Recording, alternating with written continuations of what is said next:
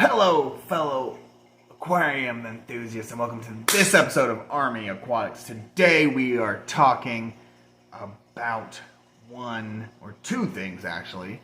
Before we get into this video, please don't forget to hit the subscribe button, the like button, and ring the bell so y'all get any notifications anytime that I pump out new content. Alright, today the two things we're discussing is, well, two things that you need to have before you set up your very first, not multiple, but your first aquarium. And I'm not talking about physical things. Like, I'm not saying you gotta have a tank, you gotta have a filter, you gotta have lights, because that's more than two things that you need to have before you set up your tank.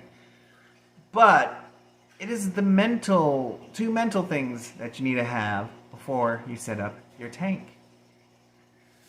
And the first one we're going to talk about is knowledge. Sorry, I don't know what I was doing. But the first thing you got to have is knowledge. Alright? There is knowledge that you got to have on so many aspects in the fish keeping hobby. Alright? You got to have knowledge on the nitrogen cycle. You got to have knowledge on your tank inhabitants. You got to have knowledge on whether they go good with plants. You got to have knowledge on their tank mates. You got to have knowledge on their tank requirements. You got to have knowledge on so many different aspects of fish or invertebrates that it's ridiculous. But you got to do your research so you can gain that knowledge so you can have a great aquarium keeping experience. I know from personal experience that I didn't do enough research the first time I set up an aquarium at 8 years old, and I lost fish. Alright, that sucked.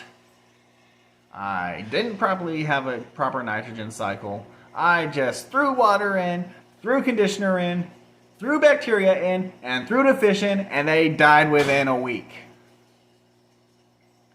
So we cannot let that happen. So before you set up your first aquarium, make sure you have the knowledge and you've done your research. Your fish and your mind will thank you. The second thing that you must have is patience. Now, the reason why you want to have patience is many reasons. You're not setting up your your fifth or sixth aquarium, so you're not going to have recycled media on hand. So you got to start from the very beginning of the nitrogen cycle. So that is a huge thing that you want to make sure you have done correctly. Your fish will thank you. Is have a proper nitrogen cycle done. Alright? That right there is something that I cannot stress enough, because like I said, your fish will thank you, your mind will thank you. Just make sure you have a proper nitrogen cycle done. I know it can take weeks, but don't get antsy and throw fish in there. Make sure your ammonia is 0, your nitrites are 0, and that you actually have a little bit of nitrates, but not too much, because you don't want to have still bad water quality. Next thing that you want to make sure you have patience on is the size that your fish get to, growing of your fish. Make sure, like, if you don't have patience, you want to make sure you get a fast growing fish. But there's a lot of fish out there in the hobby that are so beautiful, but they are slow growers, like geophagus and severums and all sorts of different cichlids and stuff. They're beautiful fish, but they slowly grow. They don't grow 8 inches overnight.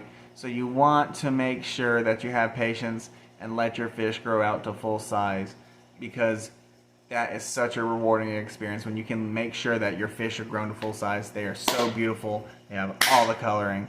So there is that. And the last thing that is debatable that you want to have patience on is, if you have live plants, make sure you have the patience to grow them out and grow them properly. Don't just throw in plants and hope for the best. Make sure that they're growing properly. Make sure that you have proper substrate and everything else like that.